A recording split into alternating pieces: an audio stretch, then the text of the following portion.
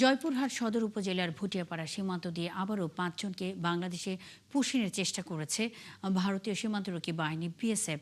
গ্রামবাসী ও বিজিবির তৎপরতায় পুশিনের চেষ্টা ব্যর্থ হয়েছে।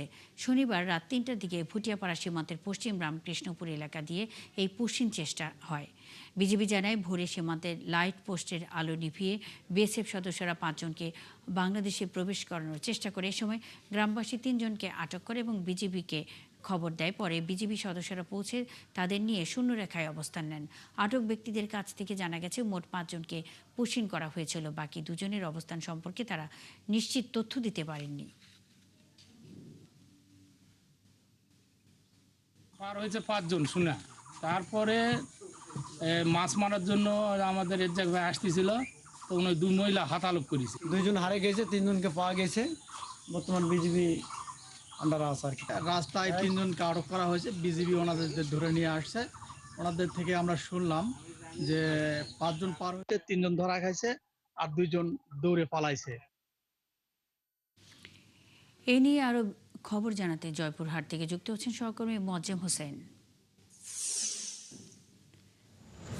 মোয়াজ্জেম, মোট কতজনকে পুশিনের চেষ্টা করা হচ্ছে, কখন থেকে এই চেষ্টা চলছে, এই মুহূর্তে সেখানে কি পরিস্থিতি চলছে?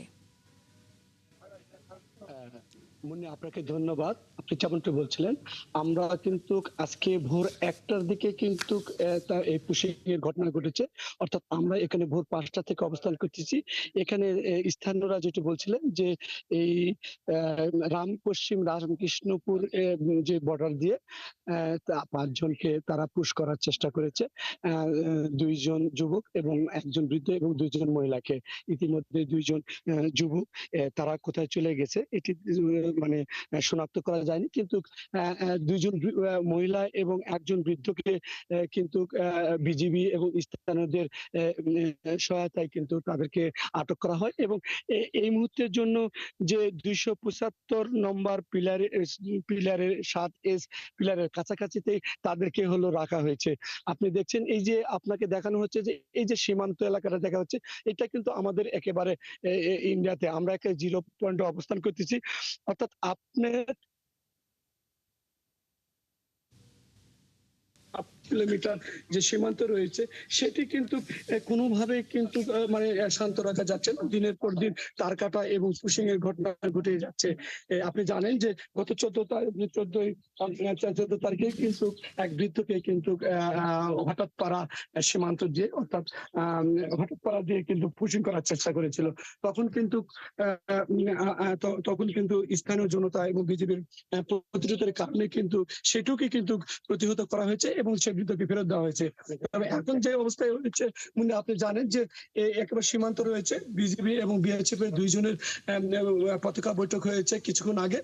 সেখানে সিদ্ধান্ত হয়েছে এইরকমই যে এখানে এই 0 পয়েন্টে এই নারী এবং বৃদ্ধ অপেক্ষা করবে এবং উচ্চ পর্যায়ে কথা হওয়ার পরে তারা কিন্তু একটা সিদ্ধান্ত হবে তাকে তারা ফেরত নেবে না কোথায় রাখবে। তবে আমি এখানে যদি আপনাকে যদি স্থানীয়দের যদি একটু আমরা কথা শুনতে চাই, আপনি যদি একটু বলতেন যে আপনাদের এখানে কি ঘটনা ঘটেছে, যদি আজকে একটু বলতেন। আজকে রাত ১টার দিকে এখানে ভারত থেকে ২৭৬ নম্বর প্লেয়ার অতিক্রম করে বাংলায় ৫ জন অতিক্রম করে। ইন্ডিয়ার নাগরিক তারা বাংলায় অতিক্রম করে। আমরা স্থানীয় যারা ওখানে মাছ মারতো, বাংলার ভিতরে তারা প্রবেশ করার পর মাছ মারতেছিল, তারা তাদের আটক করে। তাদের ভিতর ৩ জনকে আমরা আটক করতে পেরেছি, ২ জন মহিলা ১ জন পুরুষ, আর ২ জনকে আমরা আটক করতে পারিনি। স্থানীয় বিজিবির সহায়তায় আমরা তাদের আটক করে 0 পয়েন্টে আনে রাখছি। আমরা তাদের ফেরত দেওয়ার জন্য এখানে অপেক্ষা করতেছি। আমরা অধীর আগ্রহে আছি তারা ফেরত নিবে। আমরা কোনো বিশৃঙ্খলা চাই না, শান্তিপূর্ণ ভাবে তাদের ফেরত দিতে চাই। তারা যদি ফেরত না নিতে চায়, আমাদের উপর যদি পুশিং করার চেষ্টা করে, তাহলে আমরা আমাদের নিজের শেষ রক্তবিন্দু দিয়ে হলো আমরা তাদের পুশিং করে দিব, আবার তাদের ব্যাক করে দিব। কারণ আমরা তাদের একটা জনগণকে অবৈধভাবে নিতে চাই না। এই মনে আমরা সবাই স্থানীয় জনগণ এখানে প্রস্তুত আছি। আমরা কঠোরভাবে ধন্যবাদ। মঞ্জু শুনছিলেন স্থানীয়দের কথা।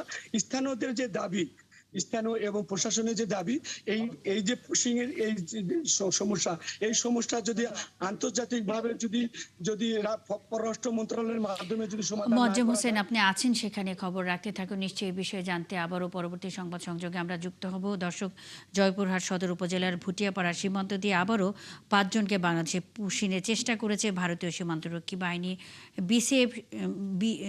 বিএসএফ, গ্রামবাসী ও বিজিবির তৎপরতায় পুশিনের চেষ্টা ব্যর্থ করা হয়েছে। এ বিষয়ে সবশেষ খবরাখবর নিয়ে মোয়াজ্জেম হোসেন আমাদের সঙ্গে এতক্ষণ যুক্ত ছিলেন।